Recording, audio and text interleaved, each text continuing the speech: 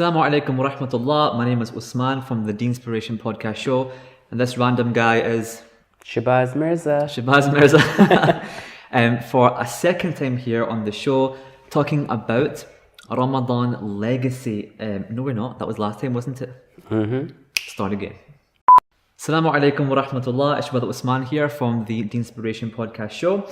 And this random guy here is Shahbaz Mirza. Shahbaz Mirza. Last time that he was here, we spoke about this epic Ramadan Legacy Planner, but this time we're talking about what Ramadan means to Shahbaz. Before we start, Shahbaz, I need to get some more coffee because Starbucks, Costa, Cafe Nero. Sponsored. Start the show.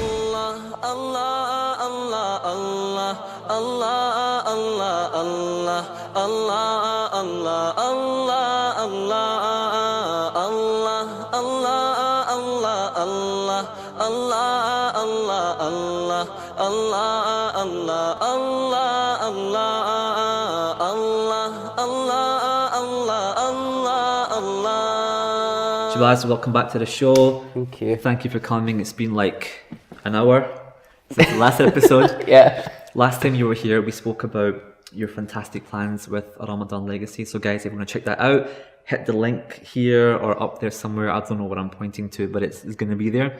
This time, Shahbaz, I want to talk more about Ramadan and what it means to you. So you obviously, shall I call you Abu Ramadan? Because Sheikh Ramadan. Basically, you know, it had to have taken something to put this together.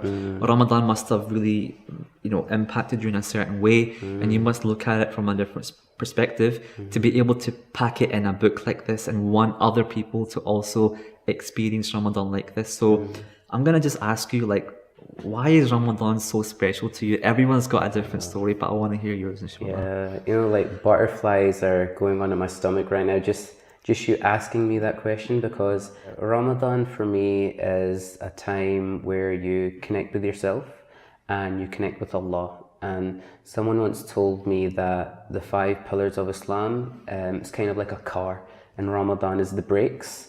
So month by month you're going through life, and to be honest, like, no one really knows like where they're going to end up or whether it's going to work, and that's the real inner feelings that we have. But I feel as if Allah like created Ramadan as a month for Him to tell us, like, look, like, I've got your back, like, I've created this month for you so that you can remind yourself of me and how I can help you in your life, and for you to go back onto that path where you're truly living up to your potential. MashaAllah. Now, before we started, you kind of inspired me a bit. You talked about these kind of 3 elements or 3 kind of truths to Ramadan that you, it just sounds interesting, and I want to explore that more. So if you can break them down a little bit over the next few minutes, and I guess inspire us all. Yeah, I'll try my best. First of all, Islam is to worship Allah, right? To submit to Allah. And like I just mentioned, like month to month between the Ramadans every year, we kind of like steer away from that. We tend to not place Allah at the forefront of our minds and our hearts, and that's just natural. Like it happens to us. So Ramadan is a time where Allah is like, He's kind of like given us the solution to our natural problem, which is to remind ourselves of Him. And so Ramadan comes and we're naturally like submitting to the will of Allah again. Like, for example, when you break your fast, you're supposed to break your fast at that time, right? It's not like you can wait another hour or two. Like, so Allah is kind of like training us to be close to Him again and worshipping Him again. And that for me is like a beautiful like training program to go through. Secondly, what I find really beautiful is Allah like specifically says in an authentic hadith that fasting is for me, right? So the way that I like to think about it is like the CEO of a company has came up to you, Usman, right? They've came up to you, whether male or female, and they've said, look, I'm going to pay you directly, right? Not the HR department, no one else, no line manager, nothing.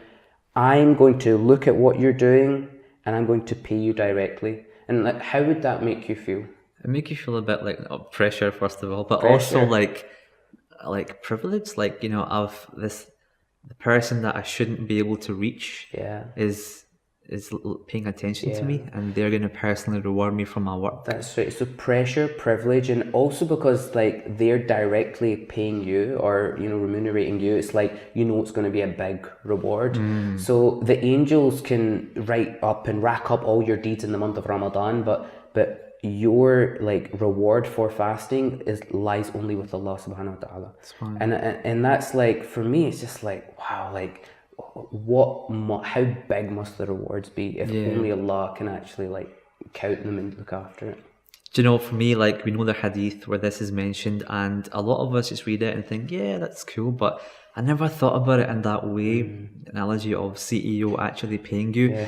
And I think one thing that we also forget is that, you know, we pray every day, we do these deeds, and I think honestly sometimes we are outwardly doing the motions, but inside we're kind of like spiritually dead because we don't feel it. But the minute you hit Ramadan, and from what you've said, and also the kind of way you've structured your, you know, the preparation to get into it with the planner, your intentions, you kind of realize that, wait a minute, this is Allah's month, and if this is Allah's month, then hold on, that doesn't mean that Allah wasn't there the whole year. It just means that this, like you said, the breaks, it's like, okay, hold up, stop, check yourself, and I'm still here, and mirror check. mirror check, right? Man, so I guess I want to ask you as well, do you have any kind of personal stories? I mean, what kind of has been your favorite Ramadan? Like, do you have a highlight to share with me? Yeah, in 2014 I had probably the best Ramadan I've ever had, and I remember it specifically because it was probably, like, hand on heart, the first time where I really took it seriously, really took it seriously, and like I memorized a lot and I learned a lot and I implemented it in my life. And it was because I had like an actual plan, like a practical plan for me in the month of Ramadan. And I was doing like online courses and stuff, but I broke it down like in terms of like, so the way that I structured it is, you know, I had like a vision for Ramadan, have a vision, you know, as Steve Jobs says. So I had like a vision for what do I want to be in life, right?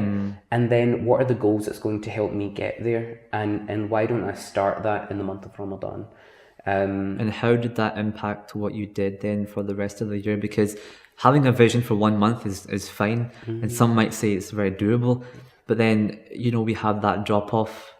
Eid is like, and it's like, back to, I don't know, Netflix or something, right? Not endorsing Netflix or saying whatever, but how did then you, I'm guessing that 2014 Ramadan was that impactful that it basically helped you then as a catapult to then keep that up. So for, let's say, people that do this, but then don't really find that feeling coming back to them after Eid, what's missing? Like what from your own experience, what was it about that month and creating that plan and having that vision specifically? Was there one ingredient that you think caused you to then, you know, not just have an epic rest of the year and closer to Allah, but then go on to, like, you know, I'm making an app, I'm doing this and that, and I want other folks to experience what I did, basically? I think it's having like a constant remembrance that Allah is in your life. Like when before I looked there, Allah knows I was going to look there, right? Before I'm saying the next sentence, Allah knows what I'm about to say. So it's constantly reminding yourself that He is a part of your life. And secondly, like Ramadan is 30 days. It's like it's almost like a SMART goal, right? And I hate SMART goals, but it's almost like a SMART goal where like it's measurable, like you're reading the Quran, it's 30 days, 30 chapters. So you need to recreate that experience, that environment throughout all of the other months in the year, in the Gregorian calendar or, you know, Islamic calendar. So give yourself a goal every 30 months, focus on that one thing and try to achieve it. And then by next Ramadan, you've, you know, made 11 other key changes to your life.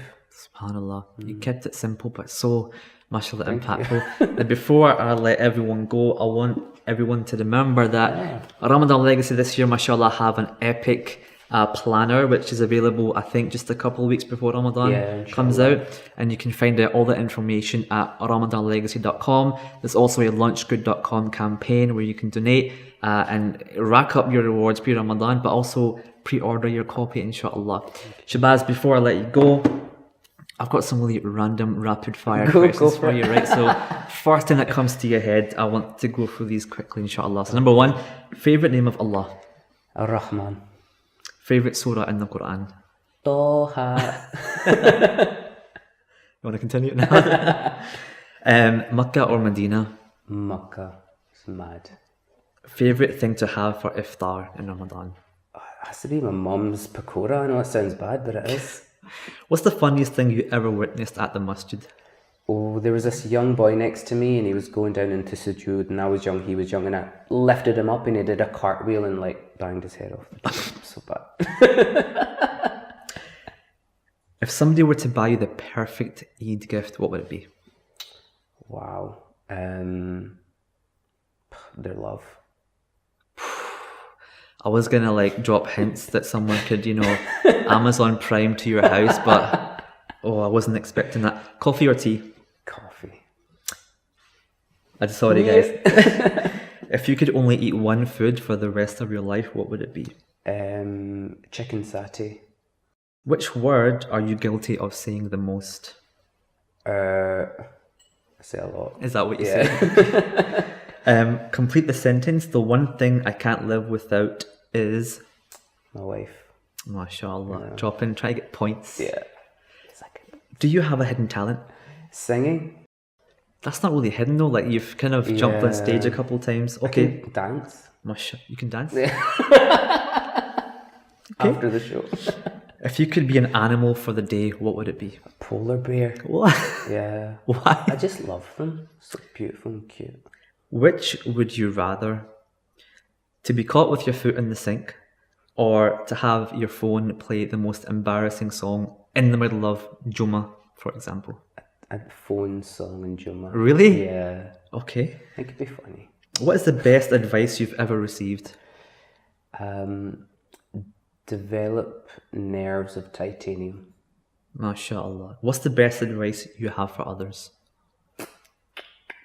The road to excellence never ends. What is the number one thing you want to be remembered for?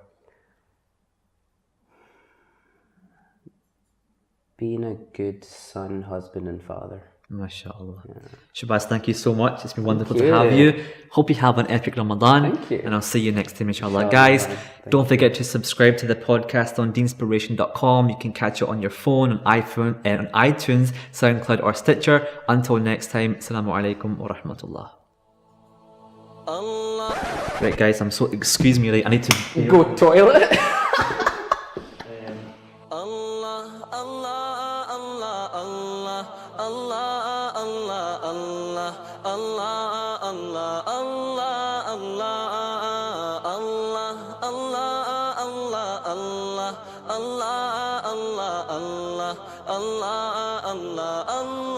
Allah